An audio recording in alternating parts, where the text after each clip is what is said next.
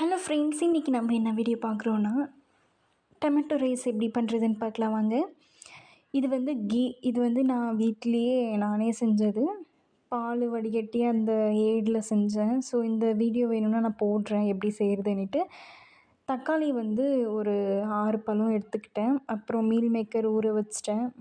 அரிசியும் ஒரு பக்கம் ஊறி வச்சாச்சு. அப்புறம் இஞ்சி பூண்டு பேஸ்ட் வந்து அரைச்சிட்டேன். ஃப்ரெஷ்ஷாக இருக்கட்டும் அப்படின்னு நான் வீட்டிலையே எப்போவுமே இஞ்சி பூண்டு பேஸ்ட் நாங்கள் எடுத்துப்போம். அதுக்கப்புறம் வெங்காயம், பட்டை, லவங்கம், சோம்பு, அதுக்கப்புறம் இந்த க்ரீன் சில்லி இதெல்லாம் போட்டு எண்ணெயில் போட்டு நல்லா ஃப்ரை பண்ணி ப்ரௌனாக ஆகிற வரைக்கும் ஃப்ரை பண்ணணும்.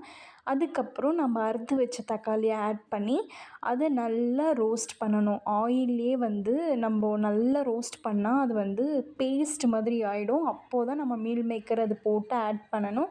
ஏன்னா அப்போ தான் டேஸ்ட் வந்து நல்லாயிருக்கும். சாப்பிட டேஸ்ட்டு பிரியாணி மாதிரி இருக்கும்.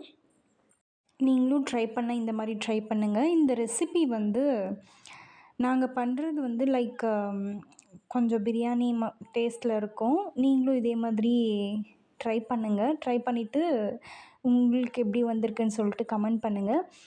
அதுக்கப்புறம் நான் நல்லா ரோஸ்ட் ஆனதுக்கப்புறம் கீ போட்டு ஆட் பண்ணி அதுக்கப்புறம் லெமன் லைட்டாக போட்டு ஆட் பண்ணிவிட்டேன். அதுக்கப்புறம் வந்து இந்த கொத்தமல்லியும் புதினாவும் மிக்சியில் போட்டு அரைச்சிட்டு அந்த மீல் மேக்கரில் ஊற்றிடணும்.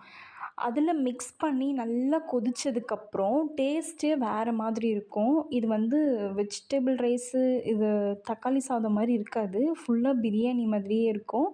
என்ன பிரியாணியில் கறி போடுவோம், இதில் கறி இல்லாமல் நம்ம மீல் மேக்கர் ஆட் பண்ணியிருக்கோம். அதுக்கப்புறம் நம்ம அரிசி எவ்வளோ வச்சுருக்கோமோ அதுக்கேற்ற மாதிரி தண்ணி ஆட் பண்ணி நல்லா கொதித்ததுக்கப்புறம் அரிசி ஆட் பண்ணிக்கணும். நம்ம ஊற வச்ச அரிசி ஆட் பண்ணி கொஞ்சம் கிளறி விட்டுட்டு அரிசி போட்டதுக்கப்புறம் நம்ம குக்கர் மூடி க்ளோஸ் பண்ணிடலாம். அவ்வளோதான், ரைஸ் ரெடி. இந்த வீடியோ பிடிச்சா லைக் பண்ணுங்கள், ஷேர் பண்ணுங்கள், சப்ஸ்கிரைப் பண்ணுங்கள். பாய்.